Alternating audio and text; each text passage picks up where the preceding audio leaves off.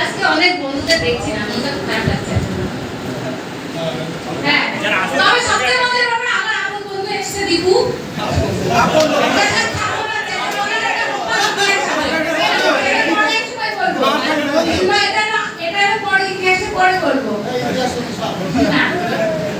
সবাইকে দেখে নিতে জানাচ্ছে, সবাইকে দেখে নিয়ে ভালো লাগছে।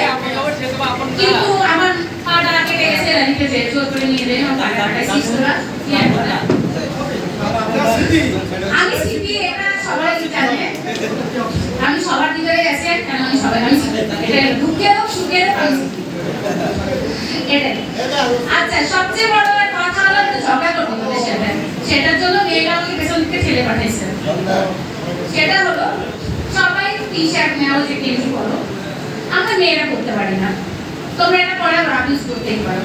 তো সেই জায়গাতে যদি তোমরা আমাদের মেয়েদেরকে কি কালারের টি শার্ট দিচ্ছ সেটা বলে দিয়ে যদি আমাদেরকে বলো যে এটা 3 পিস হোক, একটা উন্না হোক, সেটা পরে আসো, বোরকা পরে পরে আসো, বা যারা বোরকা পরে না তারা সেই কালারের টিপস নিল, এটা একটা দেখতে ভালো লাগে।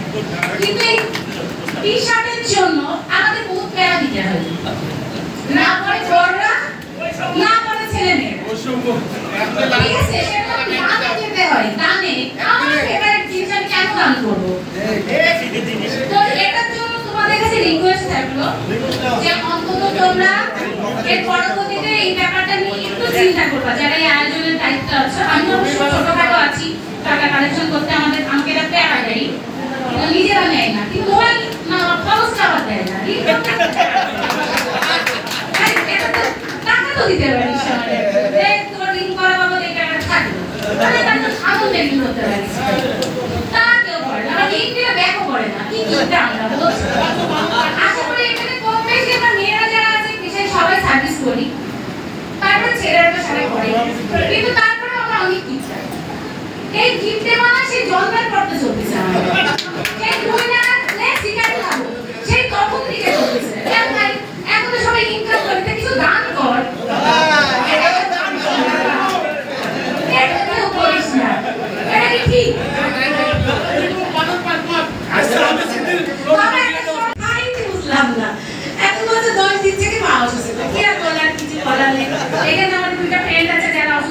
তাদেরকে দেখেও ভালো লাগছে, মজনু আছে, অনেক অসুস্থ ছিল, দেখতে যেতে পারি না দোস্তরা, সরি তোদের বাসায় গিয়ে দেখতে যাওয়া উচিত ছিল, কিন্তু পারি নাই।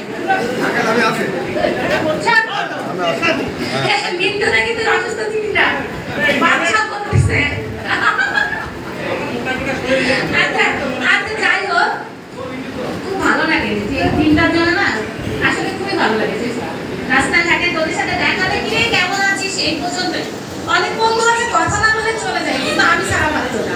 প্রতিদিন যেমন আমি সিদ্দিককে খুঁজাই, প্রতিটা দিন জানতে আসলে আমার মায়ের পাশে যাতে সিদ্দিককে খুঁজাই, জামিল মামা, তারপরে মেহেদি, সবাইকে করবি না রে, সিটি চলে গেল আমাকে সিটি করে রেখে। তো একটু এখানে সবার কাছে রিকোয়েস্ট, একটা ফ্রেন্ড সার্কেলরা যাদের যেখানে দেখা হচ্ছে কেন কথা বলছি, এটাই তোদের কাছে আপনার, আর কিছু চাই না। এটা বলে রাখছি, যদি খারাপ কোনো কিছু কথা বলে থাকিস হাসতে হাসতে ওটাকে ভুলে যাস, কিন্তু গাল দিস না। আমি রাখছি তাহলে, সবাইকে আবারও ঈদের শুভেচ্ছা।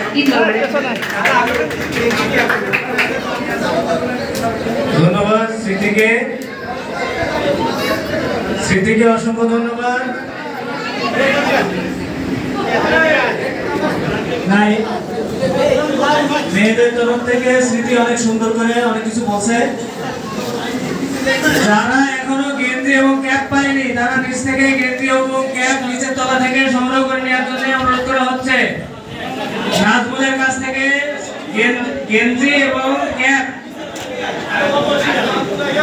আচ্ছা, আমাদের লালন এখন কিছু কথা বলবে আয়োজক কমিটির তরফ থেকে। আসসালামু আলাইকুম। যার যেরকম পোশাক সে সেরকম শালীন পোশাক পরতে পারে, এর জন্য কোনো ধারাবাহিকতা বাধা নিষেধ নেই। আমরা তো আয়োজন করছি বন্ধু, এখানে বান্ধবীও বন্ধু, বন্ধু বন্ধু, তাই না? তাহলে এখানে যা কিছু আয়োজন আছে বন্ধুদের জন্য। এখন মেয়েকে শাড়ি দিলাম থুকু, মেয়েকে কথাই উল্টা টুল্টা দেবো, আর ছেলেকে গেঞ্জি দেবো, একটা বেমানান, মানে বন্ধুর একটু সাম্যতা হয়ে যাচ্ছে। সেই জন্য আমরা আলোচনা করে ক্যাপ আর হচ্ছে গেঞ্জি করেছি যাতে বন্ধু হতে পারে। ঠিক আছে, আমি আসলে আয়োজক কমিটির পক্ষে সেরকম কিছু না, স্মৃতির সে আসলে আমাদের খুব ঘনিষ্ঠ বান্ধবী এবং মেয়েদেরকে কনভার্ট করার জন্য আমরা সবসময় স্মৃতির উপরে নির্ভরশীল। যার কারণে স্মৃতি যেহেতু মন্তব্যটা করলো, আসলেও আমাদের এটা ভাবা উচিত, কিন্তু আমরা ভাবিনি। আমি ইয়ার্কির সূত্রে স্মৃতির কথার জবাব দিলাম। দোস্ত তোমরা কিছু মনে করো না, ঠিক আছে? আল্লাহ হাফেজ। আসলে আমার 365 দিন পরে একদিন একটা প্রোগ্রাম হয়।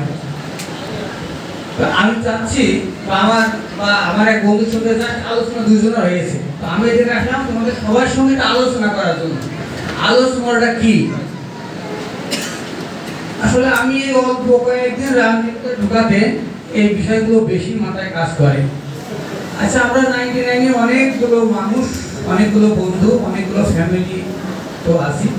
সবাইকে তো আমাদের চিকিৎসা সেবাটা নেওয়া লাগে না? চিকিৎসা সেবা নেওয়া লাগে না, এরকম কোনো ফ্যামিলি কি আছে? এমন কোনো বন্ধু বা এমন কোনো বন্ধুর মা বাবা কি আছে? তো আসলে আমি সবার কাছে এটা আবেদন পেশ করছি বন্ধু হিসাবে, যে আমরা একটা মানে সিদ্ধান্ত নিতে পারি কিনা, নেব বলছি না, নিতে পারি কিনা, সেটা হচ্ছে সেবামূলক একটা প্রতিষ্ঠান আমাদের বন্ধুদের দ্বারা পরিচালিত হবে আলমডাঙ্গাতে। এই প্রস্তাবটা বন্ধুদের কাছে আমি রাখলাম, আমাদের বন্ধুদের দ্বারা আলমডাঙ্গাতে একটা সুষ্ঠু সুন্দর সেবামূলক প্রতিষ্ঠান, যেটাকে চিকিৎসা সেবা বলে, এই সেবামূলক প্রতিষ্ঠানটা পরিচালিত হবে। কিভাবে পরিচালিত হবে এগুলো ব্যাপক ব্যাখ্যা, এগুলো আমরা পরে আলোচনা করবো। আসলে এটা করলে কেমন হয়, আজকে সিদ্ধান্ত এই আলোকে আমি চাই আমার অনেক বন্ধুদের কিছু বলে, মানে হলেও বলবে, না হলেও বলবে। আমি চাই কিছু বলুক যে না এটা হওয়া দরকার, না এটা হওয়া দরকার না। কারণ আমি নিজে আলমডাঙ্গাতে থাকি, আলমডাঙ্গাতে দেখেছি আমার ছেলে বা আমার ফ্যামিলিকে নিয়ে এই টাইমে কোথায় যাবো চিকিৎসা নিতে, ঠিক আছে যে ওই অমুক ক্লিনিক অমুক ক্লিনিক, ডাক্তার কি এখানে আসে একটা গেঞ্জি করলাম, টুপি নিলাম, একটু করলাম, কম বেশি সবার সাথে পরিচয় আছে। এটাই হলো আমার প্রথম 99 বন্ধুদের সাথে প্রথমগুলো মিট আপ। সেই হিসাবে পরিস্থিতি হতে পেরে এবং সবার সাথে আমার আমি খুবই আনন্দিত। পরবর্তীতে প্রত্যেকটা প্রোগ্রামের সাথে থাকার চেষ্টা করবো। গত বছর যে প্রোগ্রামটা হলো সেটাতে আমি আমার অফিস থেকে একটা ছুটি নিয়েছিলাম, নিয়ে আমি ঘর বন্ধ অবস্থায় ছিলাম, রূপদার অবস্থায়। যে কষ্ট, এই কষ্টগুলো ভাষায় প্রকাশ করা যাবে না। তো আর বেশি কথা না বলি, আমাদের আরো প্রোগ্রাম আছে, সেই আগামীর দিনে আমরা রিকোয়েস্ট করব সবাইকে। আমাদের